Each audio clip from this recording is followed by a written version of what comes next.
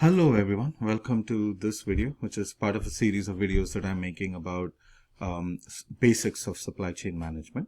In this video, we're going to talk about finding strategic fit. How do we know that a supply chain that has been designed, redesigned, or that just exists is strategically fit, that it is doing what it is supposed to do, right? So that's what we'll talk about in this particular video. Now, to understand the idea of strategic fit, let's get some basic terminology down. We'll begin with the idea of a competitive strategy. Competitive strategy is a strategy that's set by a company or a group of companies, potentially sometimes, that come together to provide some sort of product or service to a customer. Now, this could be a new product or service, it could be a redesigned product or service, but in either case, there has to be some product development that happens, and part of this product development, once this product development is done, then the marketing and sales people get involved. The other ones are to tell the customers that these products exist, and as part of the overall competitive strategy, the supply chain strategy has to be set, right? So the supply chain strategy specifically will be about moving people, moving equipment, setting up new places, figuring out where to set up new places, whether to do things in-house or to outsource some of the part of the new strategy and so on, right? So all of this was pretty nebulous, but let's take a specific example. Let's say that a company like FedEx decided back in the early 2010s that they were going to go green. Right. So if they were going to go green, what does that mean? So different parts of FedEx looked at it differently. Now, specifically, if you look at their trucking fleet, all the new trucks that FedEx bought were electric trucks. So if you look at the FedEx trucks right now, they're slowly transitioning from gas-only trucks, then they went to hybrid trucks, now mostly to electric trucks only. So let's say a company decides that they want to go green, then and they have a trucking fleet going with electric trucks is one example. The other is even within an office environment. Back in the day when I worked at other universities, the university decided to go green. Then the new buildings that they built were all LEED certified, and we couldn't print anything in the office. We did not have individual office printers. We had one printer per floor. Excuse me. I don't think I'll have time to cut that out. All right. So that's the idea of a competitive strategy and how that boils down to a supply chain strategy, right? Okay. Now, continuing on. Now, what is achieving strategic fit? So strategic fit is when you look at the different parts of your supply chain strategy and make sure that their goals are all aligned, right? Now, there are important pieces when you look at your supply chain, and you have to make sure that the two important pieces have aligned with itself, and we'll talk about that in a second. The two big parts of how a supply chain is designed or how a supply chain is conceptualized, right?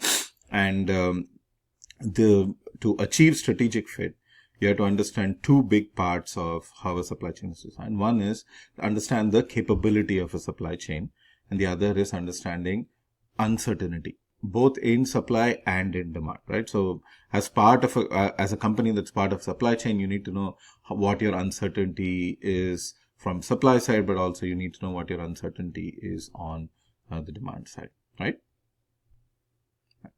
So let's begin with understanding customer uncertainty.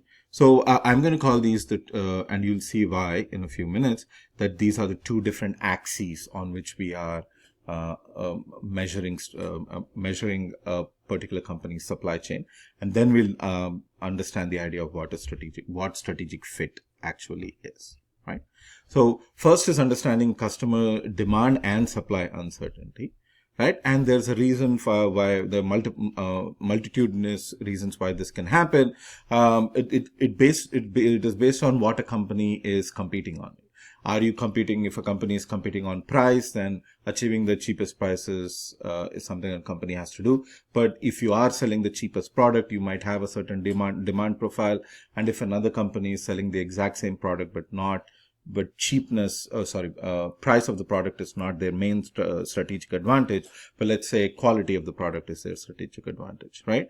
In that case, their demand profile will be different. So demand profiles and uncertainties depend upon many of these different dimensions, right?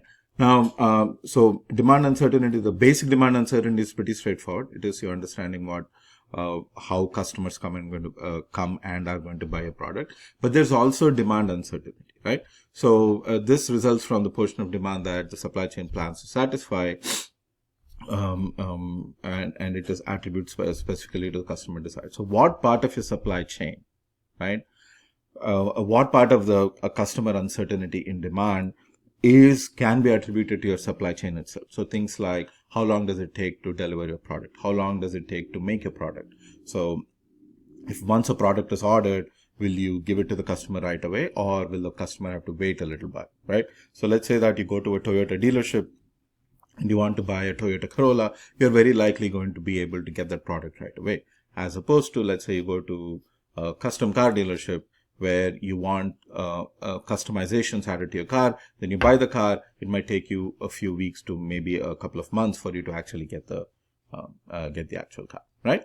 So the implied demand uncertainty in either of these cases is going to be different because the part of the supply chain that's involved is different. And as you remember from the last few videos, you have pull side processes and push side processes, and the implied demand uncertainty is different even if the supply chain looks similar, right?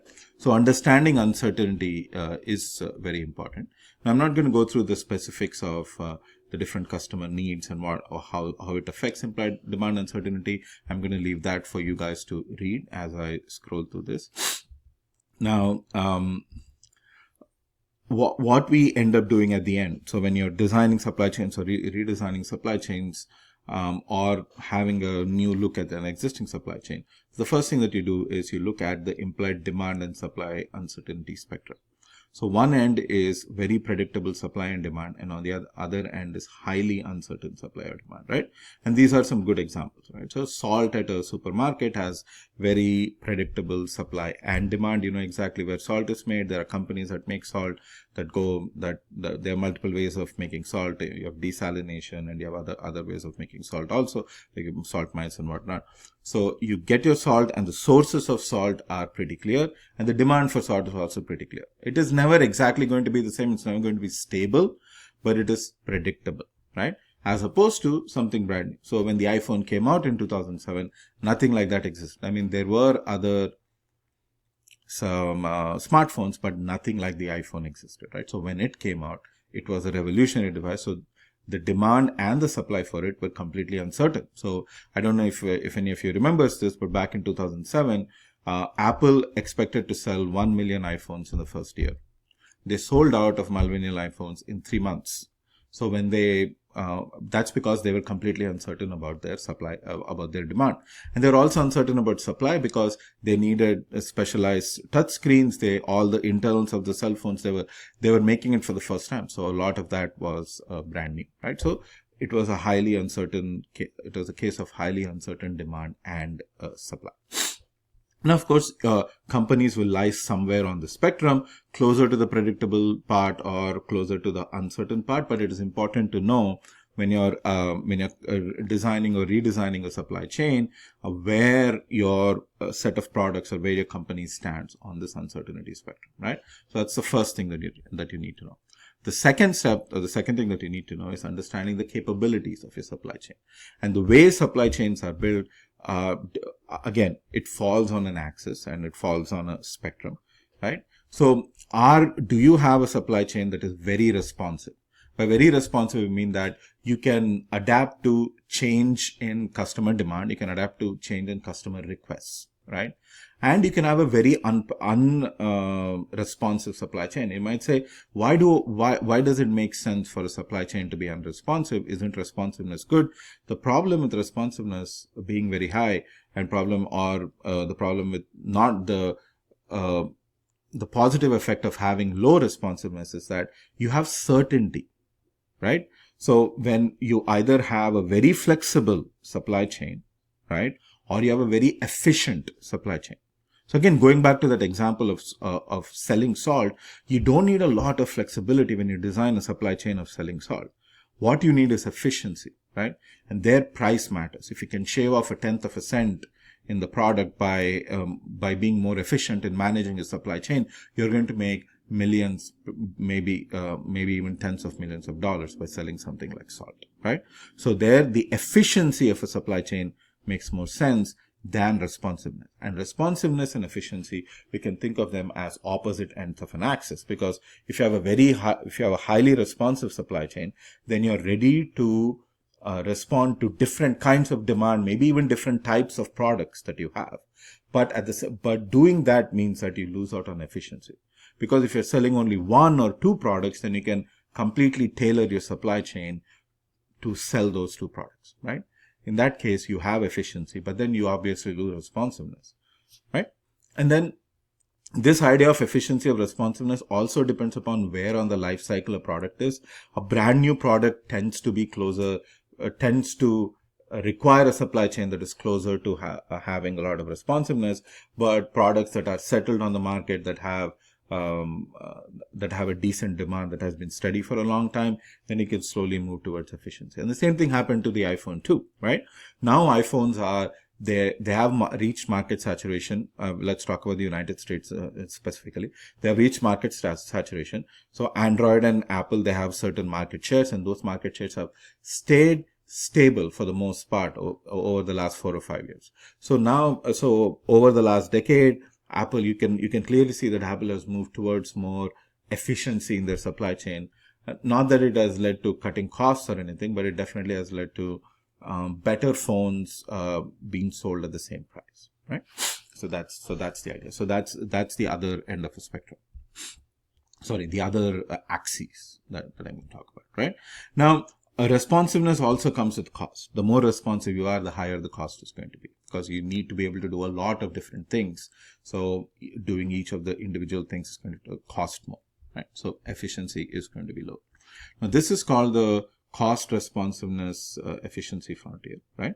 So if the responsiveness is high, then the efficiency will be low, so the cost will be high, right? If the responsiveness is low, then efficiency will be high, and so will the cost be high. So as long as you're within this frontier, as long as you can place your company within this frontier, then you have a cost efficient supply chain, right?